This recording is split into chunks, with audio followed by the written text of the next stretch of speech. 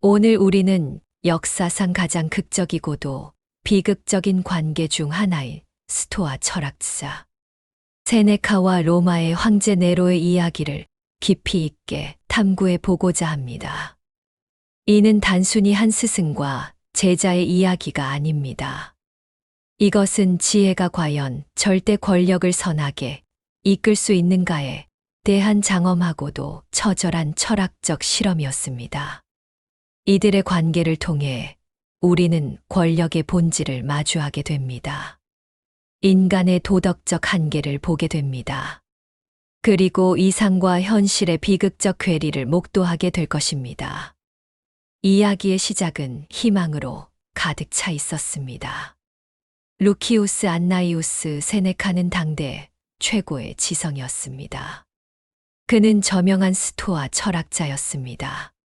그는 부와 명예의 정점에 서기도 했습니다.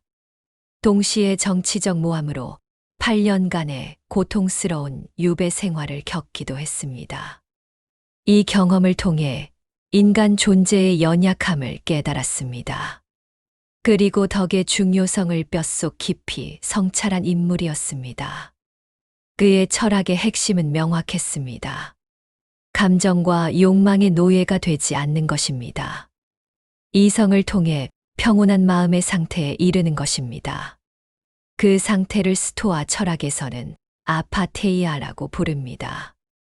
이 경지에 이르면 어떠한 역경 속에서도 인간의 존엄을 지킬 수 있다고 믿었습니다. 세네카는 부와 건강, 명예와 같은 외적인 것들을 통제할 수 없는 것으로 보았습니다. 그것들은 그 자체로 좋거나 나쁜 것이 아니라고 가르쳤습니다. 오직 우리의 판단과 선택, 즉 내면의 덕만이 진정한 선이라고 주장했습니다. 이러한 세네카에게 운명적인 기회가 찾아옵니다. 바로 로마 제국의 차기 황제가 될 소년, 네로의 가정교사로 발탁된 것입니다.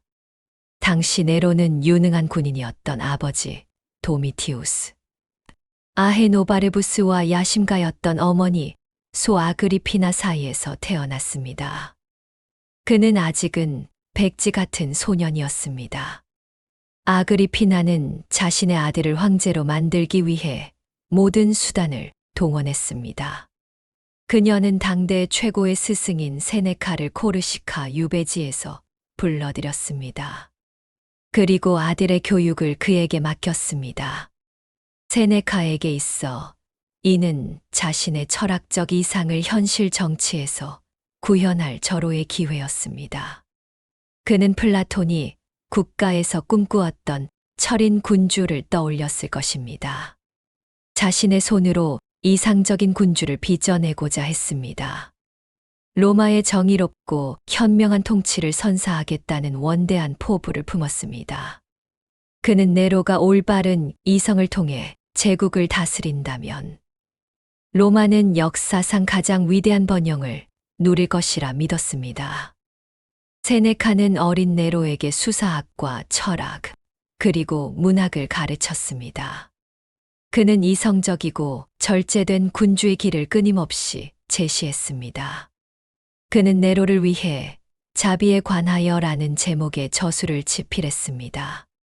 이 책에서 그는 진정한 권력의 원천에 대해 역설했습니다. 권력은 잔인한 폭력에서 나오는 것이 아니라고 말했습니다. 오히려 관용과 자비에서 비롯된다고 강조했습니다. 권력자는 지상에서 신과 가장 가까운 존재라고 설명했습니다. 따라서 신의 자비로운 속성을 본받아야 한다고 가르쳤습니다. 백성을 다스리는 것은 신의 대리인으로서의 역할임을 상기시켰습니다. 네로가 17세의 나이로 황제의 자리에 올랐습니다. 세네카는 유능한 근위대장 섹스투스 아프라니우스 브루스와 함께 사실상의 섭정 역할을 수행했습니다. 로마는 실질적으로 두 사람의 손에 의해 통치되기 시작했습니다. 네로 황제 즉위 후 초기 5년은 로마 역사상 가장 평화롭고 안정된 시기 중 하나였습니다. 후대 역사가들은 이 시기를 퀸쿠엔니움 네로니스, 즉 네로의 황금 5년이라고 불렀습니다. 이 기간 동안 세네카의 이상은 현실에서 실현되는 듯 보였습니다. 구체적인 선정들이 펼쳐졌습니다. 간접세를 4%에서 2.5%로 인하하는 등 세금 제도가 개혁되었습니다. 원로원의 전통적인 권위가 다시 존중받기 시작했습니다.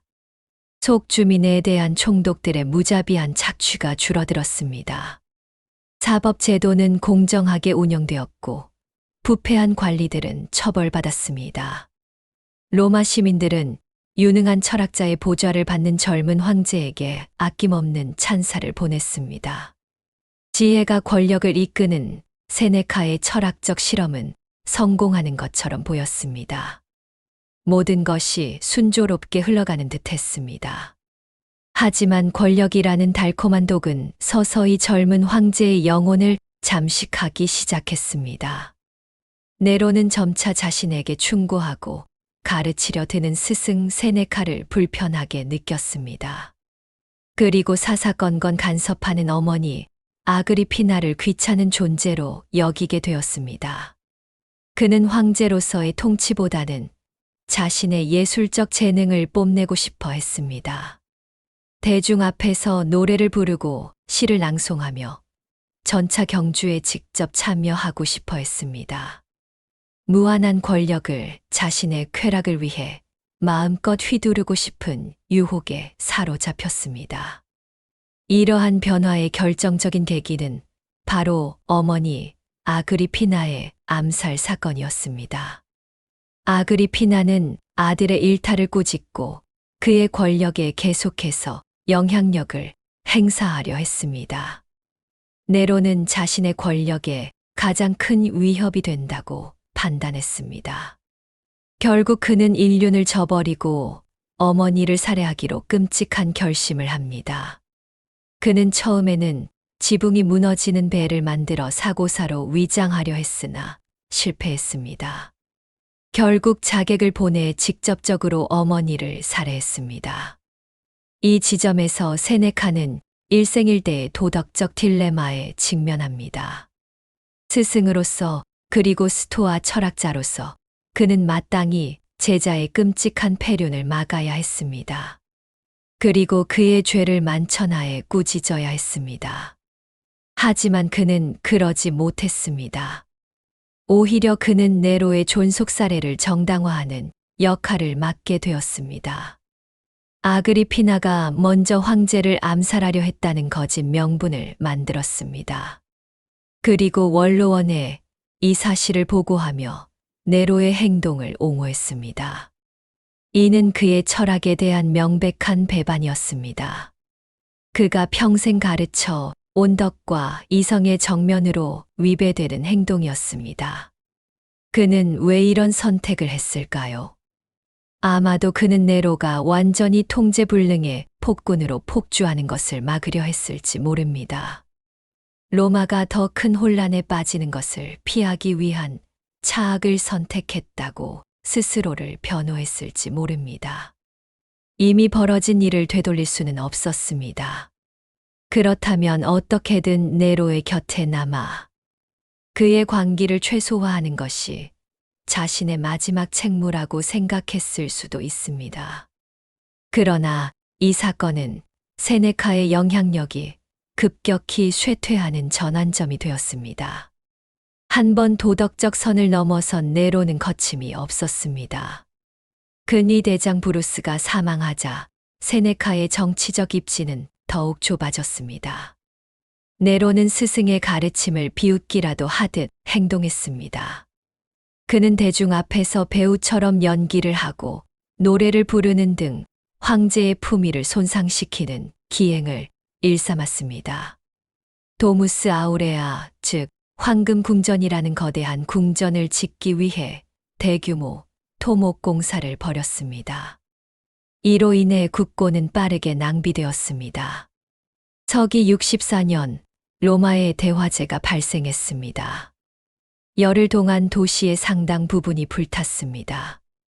이때 네로가 불타는 도시를 보며 시를 읊었다는 소문이 돌기도 했습니다. 화재의 원인에 대한 민심이 흉흉해지자 네로는 그 책임을 당시 로마의 신흥 종교였던 기독교인들에게 돌렸습니다. 그는 기독교인들을 무참히 박해했습니다. 그의 폭정은 날이 갈수록 심해졌습니다. 세네카가 그토록 강조했던 자비는 온데간데 없었습니다. 잔인하고 변덕스러운 폭군의 모습만이 남게 된 것입니다. 자신의 철학적 이상이 산산조각 나는 현실을 지켜보며 세네카는 깊은 무력감과 환멸에 빠져들었습니다.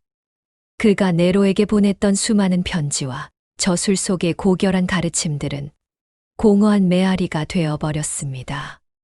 결국 세네카는 정치 일선에서 물러나기로 결심합니다. 그는 더 이상 네로를 변화시킬 수 없음을 깨달았습니다. 그는 네로에게 찾아가 그동안 축적한 막대한 재산을 반납하겠다고 말했습니다. 그리고 조용한 시골에서 여생을 보내게 해달라며 은퇴를 간청했습니다. 권력의 중심에서 벗어나 다시 철학자의 삶으로 돌아가고자 했습니다. 지필과 명상에 몰두하며 마지막을 준비하고자 했습니다. 이 시기에 그는 정신의 평온에 관하여, 인생의 짧음에 관하여와 같은 주옥 같은 저술들을 남겼습니다. 이 글들을 통해 그는 헛된 부와 권력을 좇는 삶의 허무함을 이야기했습니다. 오직 내면의 덕을 쌓고 이성을 따르는 것만이 진정한 행복에 이르는 길임을 다시 한번 역설했습니다. 이는 어쩌면 제자 네로의 타락을 막지 못한 자신에 대한 깊은 성찰이었을 것입니다. 동시에 권력의 한복판에서 고뇌했던 자신을 향한 참회였을지도 모릅니다. 그는 자연과 조화를 이루는 소박한 삶 속에서 스토아 철학의 진정한 의미를 되찾으려 했습니다. 하지만 폭군의 의심은 그를 끝까지 놓아주지 않았습니다. 서기 65년 네로 암살을 목표로 한 피소 음모가 발각되었습니다. 가이우스 칼푸르니우스 피소를 중심으로 한다수의 원로원 의원과 기사 계급이 연루된 대규모 음모였습니다. 이 음모가 발각되자 세네카 역시 연루되었다는 혐의를 받게 됩니다. 음모에 가담했다는 직접적인 증거는 없었습니다. 하지만 네로는 이 기회를 놓치지 않았습니다. 그는 눈에 가시 같았던 옛 스승을 제거하기로 마음먹습니다. 네로는 세네카에게 사람을 보내 자결을 명합니다.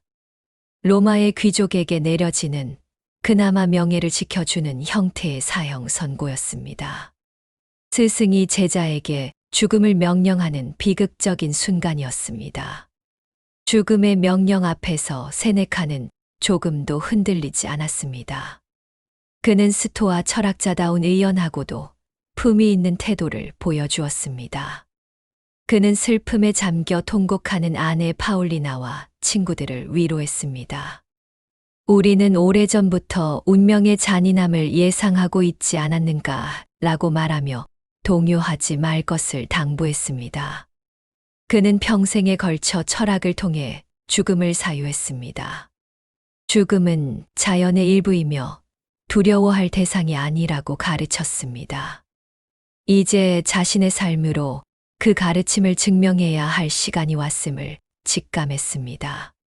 그는 자신의 철학적 신념에 따라 독배를 마셨던 소크라테스를 떠올렸을 것입니다. 그는 칼로 자신의 팔과 다리의 혈관을 끊었습니다. 하지만 노쇠한 몸에서는 피가 잘 나오지 않아 죽음의 과정은 더디고 고통스러웠습니다. 그럼에도 그는 마지막 순간까지 친구들과 철학적 대화를 나누며 정신의 평온함을 잃지 않았다고 전해집니다. 결국 그는 뜨거운 물이 담긴 욕조에 들어가 증기로 질식하여 생을 마감했습니다. 그의 죽음은 자신의 철학적 이상을 현실에서 구현하는 데는 실패했을지언정 한 인간으로서 죽음이라는 피할 수 없는 운명 앞에서 어떻게 존엄을 지킬 수 있는지를 보여준 장엄한 최후였습니다. 세네카와 네로의 관계는 결국 비극으로 끝났습니다. 세네카는 철인 군주를 만드는데 실패했습니다. 그리고 네로는 역사상 최악의 폭군 중 한 명으로 기록되었습니다. 그렇다면 세네카의 삶은 완벽한 실패였을까요? 그를 비판하는 사람들의 목소리도 높습니다. 그들은 세네카가 스토아 철학의 금욕과 절제를 설파하면서도 실제로는 당대 최고의 부를 누렸다고 지적합니다. 네로의 패륜을 묵인하고 정당화하며 자신의 권력을 유지하려 했던 위선자라고 말합니다. 그의 철학은 현실 권력 앞에서 무기력했으며 그의 말과 행동은 일치하지 않았다는 것입니다. 이러한 비판은 분명 일리가 있습니다. 그의 삶에는 분명한 모순이 존재했습니다. 하지만 다른 한편으로 우리는 그가 처했던 극한의 상황을 고려해야 합니다.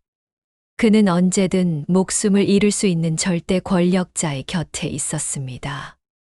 그는 로마라는 거대한 제국이 최악의 상황으로 치닫는 것을 막기 위해 고군분투했던 현실주의자였을지도 모릅니다. 자신의 손을 더럽히는 한이 있더라도 조금이라도 더 나은 방향으로 이끌어보려 했던 그의 노력은 처절한 것이었습니다. 비록 네로라는 개인을 바꾸지는 못했습니다. 하지만 그의 저술들은 후대에 지대한 영향을 미쳤습니다. 그의 편지와 에세이들은 2000년이 지난 오늘날까지도 수많은 사람들에게 삶의 지혜를 전해주고 있습니다. 역경을 이겨낼 용기를 주고 있습니다. 그의 글들은 고통과 죽음, 분노와 슬픔과 같은 인간의 보편적인 문제들을 다룹니다. 그리고 이성을 통해 마음의 평화를 얻는 길을 제시합니다. 결론적으로 세네카는 권력의 속성을 길들이려 했던 실패한 조련사였을지 모릅니다. 그러나 동시에 그는 불가능해 보이는 현실 속에서 자신의 철학적 이상을 끝까지 놓지 않으려 했던 비극적 현자였습니다. 그의 삶과 죽음은 우리에게 한 가지 중요하고도 영원한 질문을 던집니다. 인간의 지혜와 이성은 과연 인간 내면의 가장 어두운 욕망과 광기를 제어할 수 있는가? 이 질문에 대한 명확한 답은 아마도 영원히 완성되지 않을 것입니다. 그렇기에 세네카와 네로의 이야기는 단순한 과거의 사건으로 남지 않습니다. 앞으로도 계속해서 우리의 지성을 자극하는 영원한 고전으로 남을 것입니다.